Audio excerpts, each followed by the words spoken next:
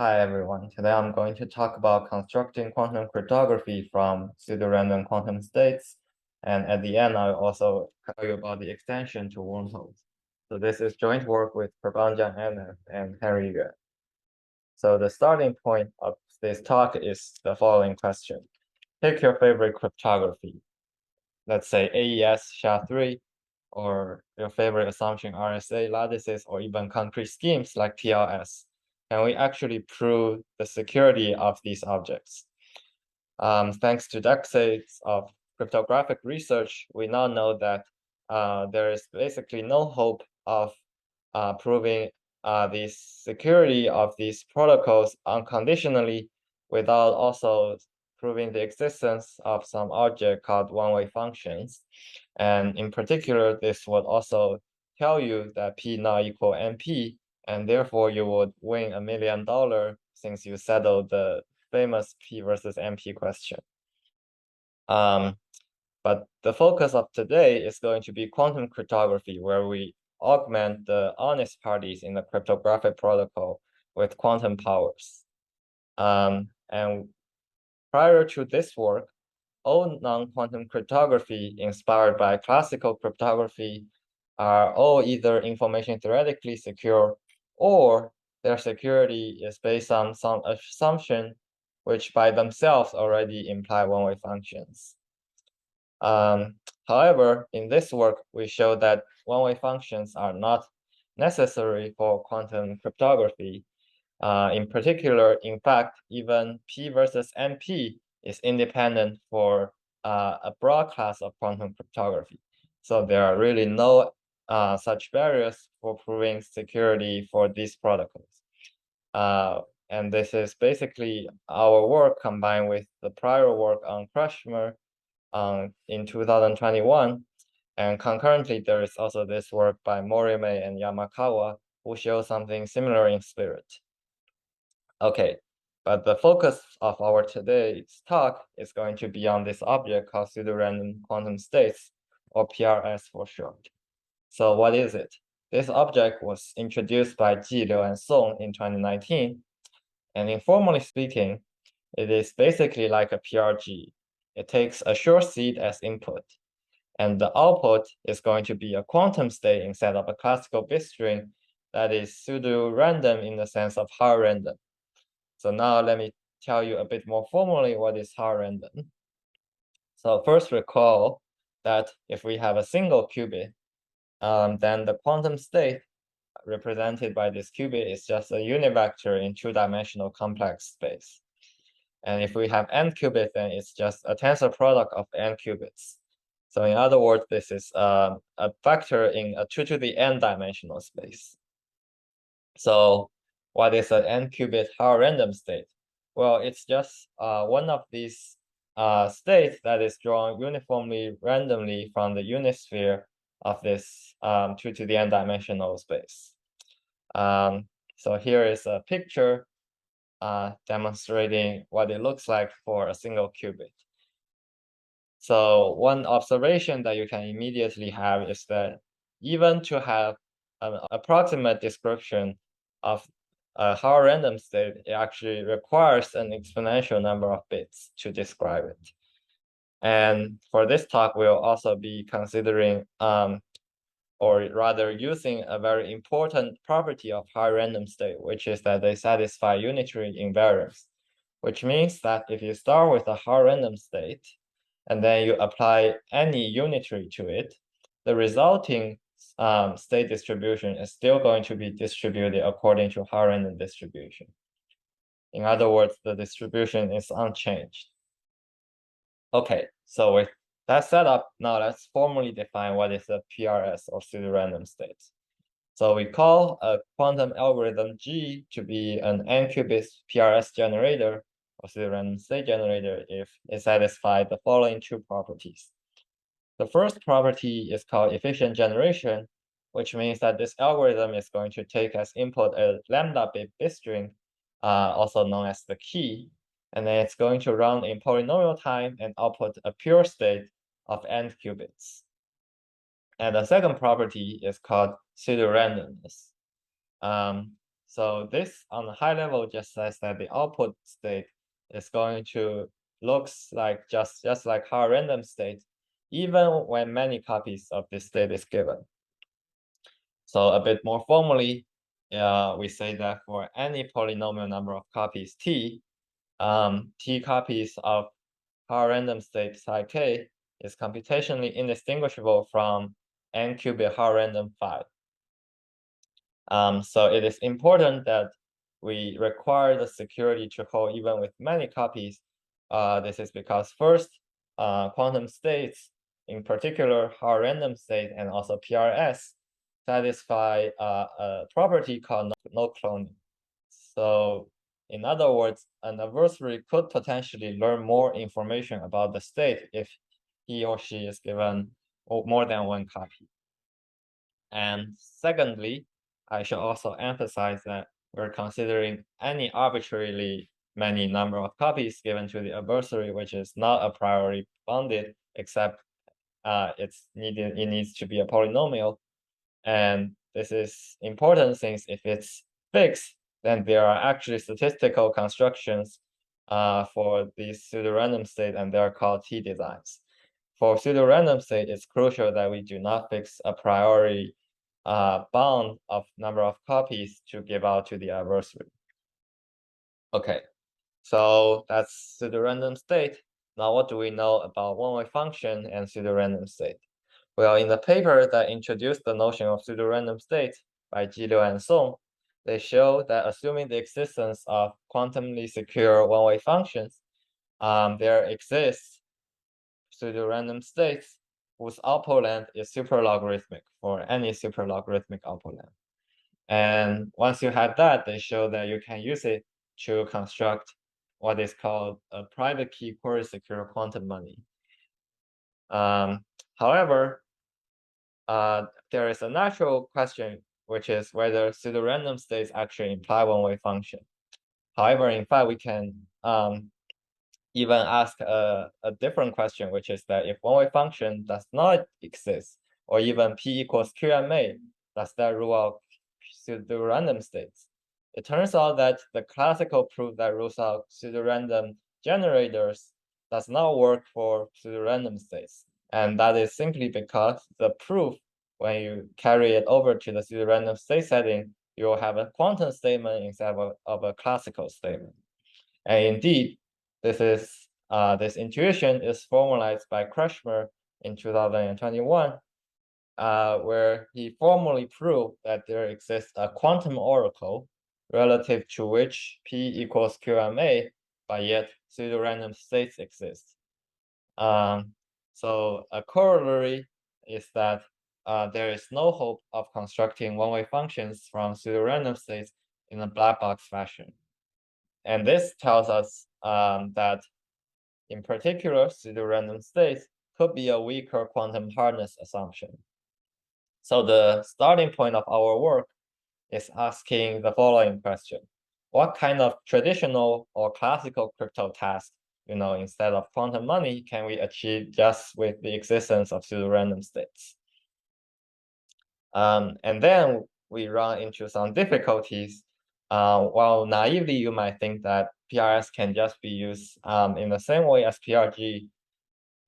We run into the following trouble, which is that the output of the PRS is going to be highly entangled. And this is an issue because it is brittle in the following sense. So here's one concrete question. Let's say you are given a PRS whose output length is 4 lambda, so it's expanding the implicit by a factor of 4. Now, can you construct another PRS whose output length is 2 lambda? Well, naively, you might think, why not just truncate the second half of the output, just like what you would do for PRG?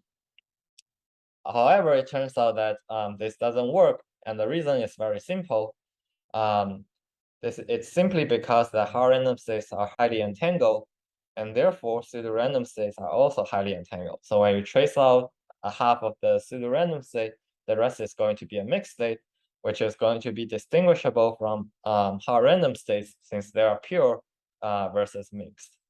So in general, we don't know prior to our work any non-trivial connection between n qubit PRS and n prime qubit PRS for any non-trivial n and that is different from n prime.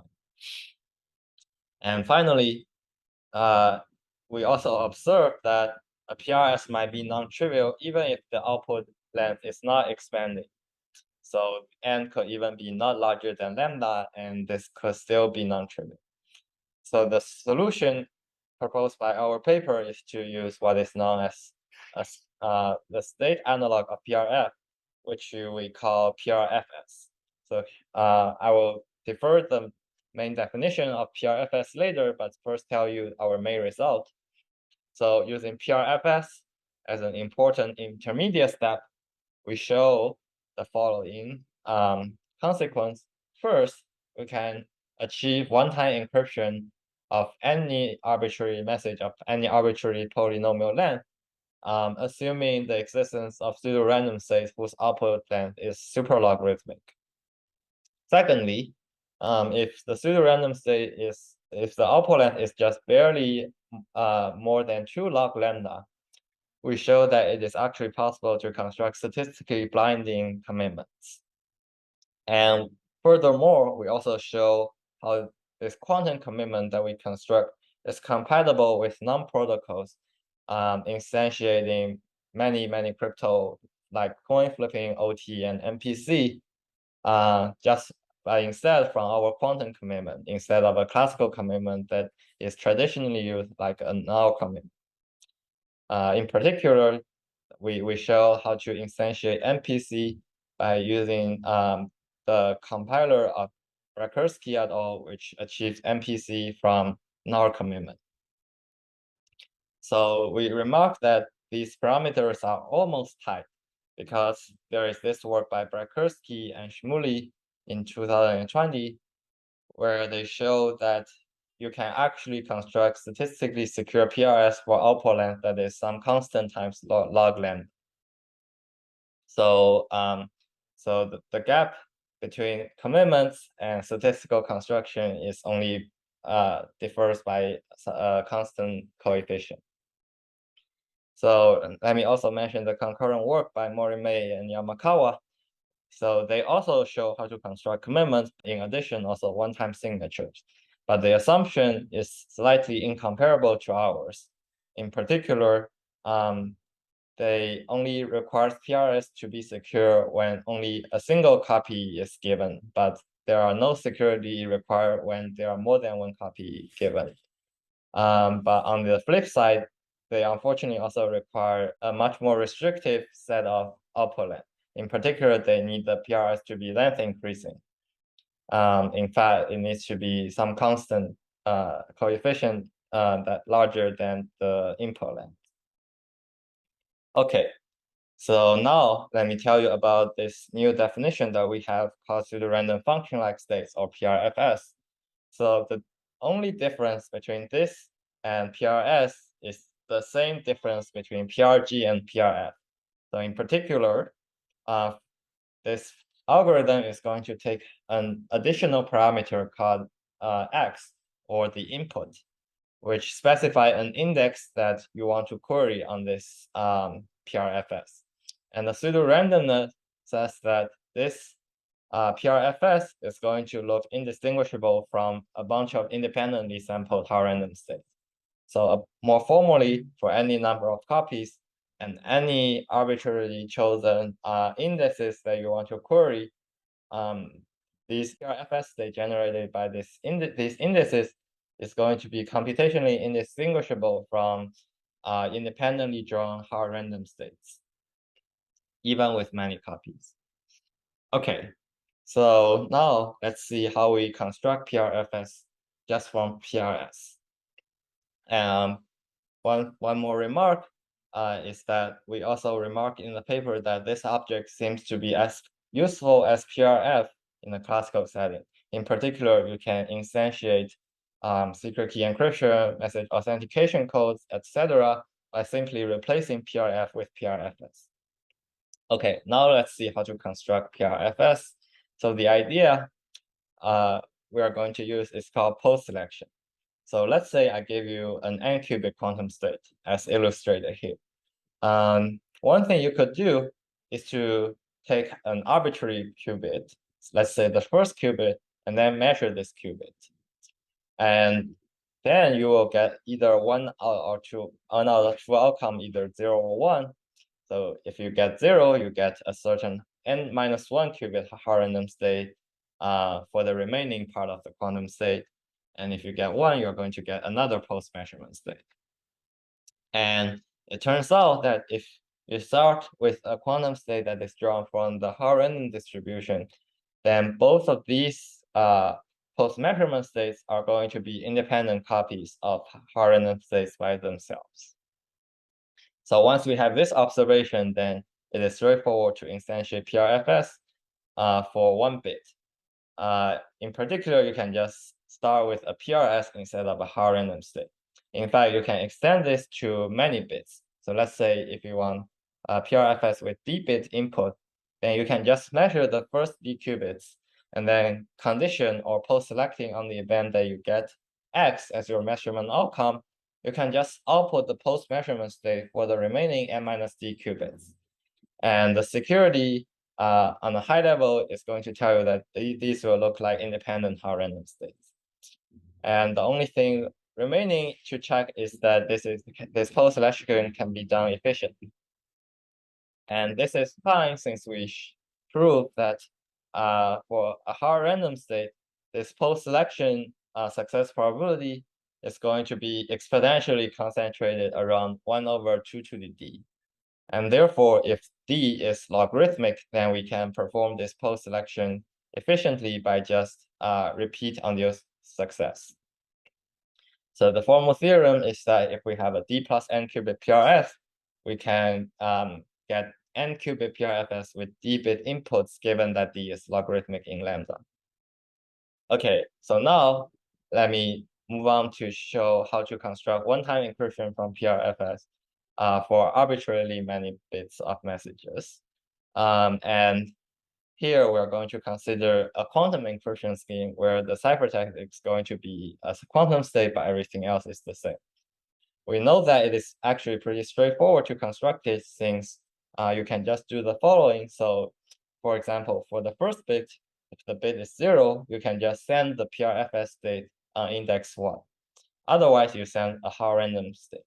And you repeat this for every index. So let's say you want to transmit bit I, then if the MI is 0, then you transmit the PRFS state on index I. Otherwise, you sample a Haar-random state and send that Haar-random state over. And in order for Bob to decrypt, he simply just needs to test equality whether Alice transmitted the PRFS state or not, since Bob knows the key that Alice is choosing. On the other hand, well, first of all, this test equality is going to be correct with probably something exponentially close to 1 in n. So as long as n is super logarithmic, this is going to be a negligible error.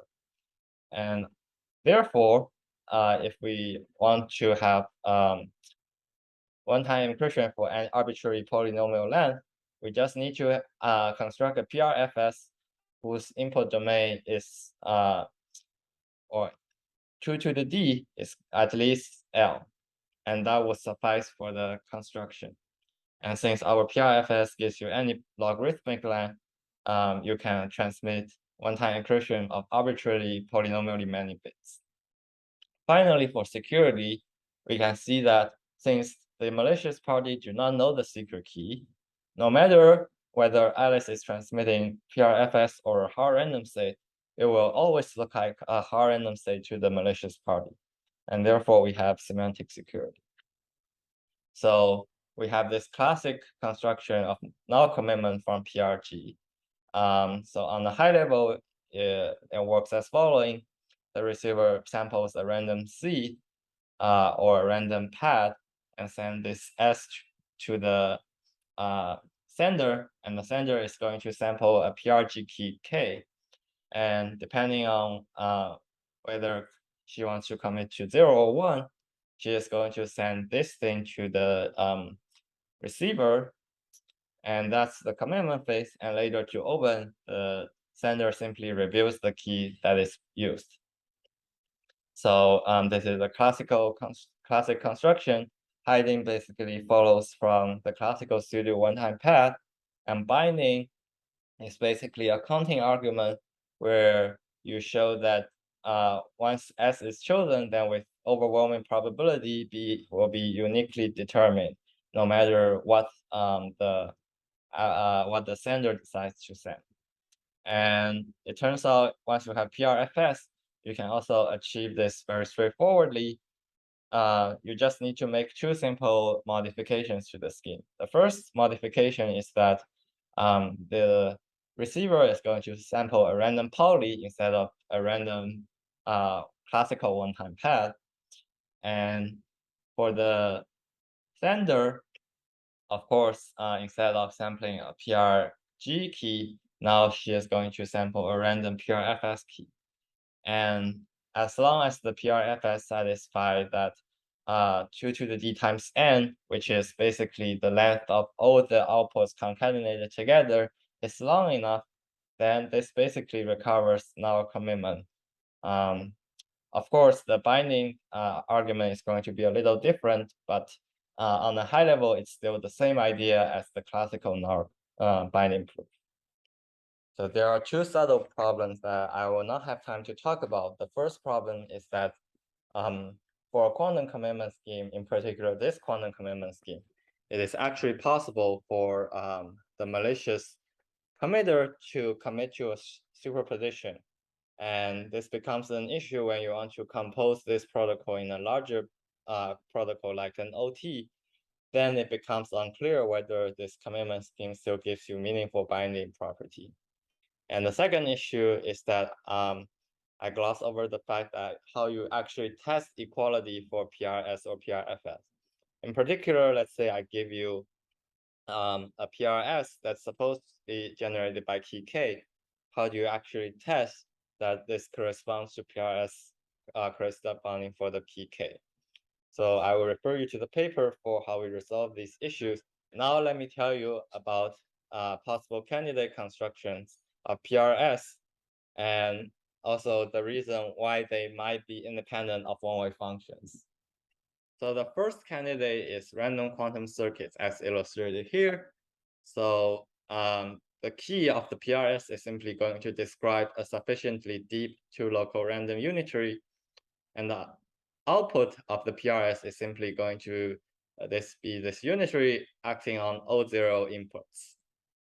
And the nice thing about this candidate is that there are already existing literature studying this kind of object. So this includes literature studying quantum supremacy and black holes and more. The advantage of considering this candidate is that maybe this candidate can be realizable on even near-term quantum devices. A second candidate comes from wormholes. So a wormhole is simply a pair of black holes connecting two distinct regions of space-time. You can think of the following toy model. Initially, there is some state called thermal field double state. And then this state is going to evolve according to some unitary of that governs the evolution of the black hole, which you should think of as highly scrambling. So the way you construct PRS is similar to how you throw paper into a fire and then say the output of the fire is pseudorandom. So in particular, we're going to think of throwing particles into the black hole, which is called a shock. So a shock is basically a random Pauli operator acting on the first qubit. And this is supposed to be modeling a particle entering the black hole. And the conjecture by Boolean, Pfefferman, and Vazirani, including this construction, is that this construction, which is starting with the initial state, and then for every fixed interval, you apply a random shock, this output is actually going to be a PRS, where the key is just these random shocks. They also gave evidence that this could be a PRS by proving this conjecture when U is modeled as a black box Haar-random unitary. So we might be able to hope that we can construct secure quantum cryptography inspired by black hole physics and with security proof also inspired by black hole physics. Okay, so let me conclude. In this work, we are basically initiating a new direction, which is considering quantum cryptography and its connection to quantum computational hardness. So some open questions. There, as I mentioned earlier, there is a gap between where you can construct statistical PRS and where you can build commitments or useful quantum cryptography. Can we close the gap further? And also, what other interesting quantum harness lies beyond PRS? And there is an upcoming work where we give some partial progress toward these two questions. In particular, we come up with a minimal primitive for some quantum cryptography. So that's all for today. Thank you all for your attention.